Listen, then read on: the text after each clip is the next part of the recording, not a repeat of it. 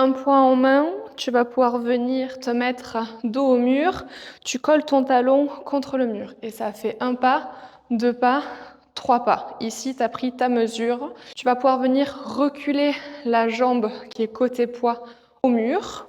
L'idée, c'est que tu viennes presser ton pied contre le mur pour déjà en fait activer ton fessier de la jambe arrière. Ok? L'idée, c'est d'avoir une activation du fessier de la jambe au sol et du fessier de la jambe arrière.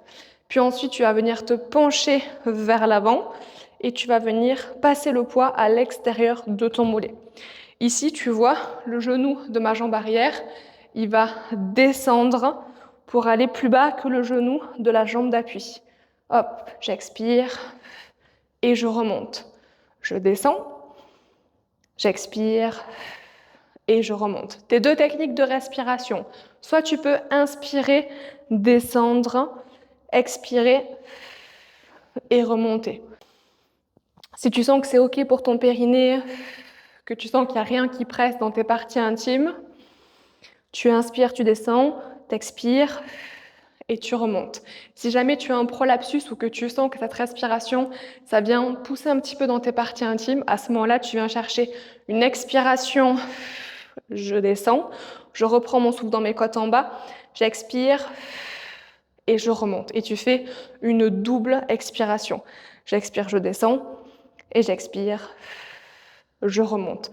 Vraiment, l'objectif, c'est que le genou ici de la jambe, quand tu vas descendre, il va pivoter parce qu'il va y avoir une rotation du bassin qui va se faire. On n'est pas sur un simple deadlift tout droit, on a une rotation et donc de fait, ton genou descend par rapport à la jambe d'appui. De l'autre côté, tu reprends ta mesure, 1 pied, 2 pieds, 3 pieds.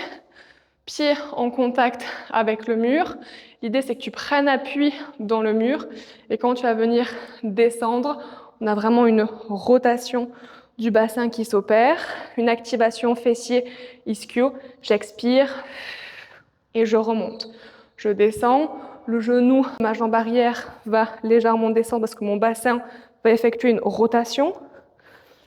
Hop, je descends, j'expire et je remonte. J'inspire, je descends. J'expire et je remonte.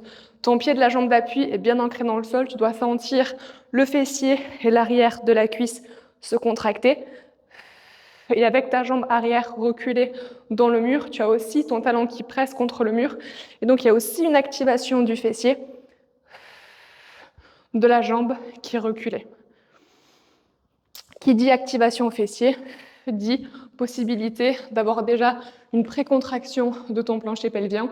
Et pour toutes les pathologies type prolapsus, descente d'organes ou périnée assez hypotonique, ça permet de se servir de ces fessiers pour pouvoir préactiver et préengager son périnée et faire des mouvements de renforcement en toute sécurité.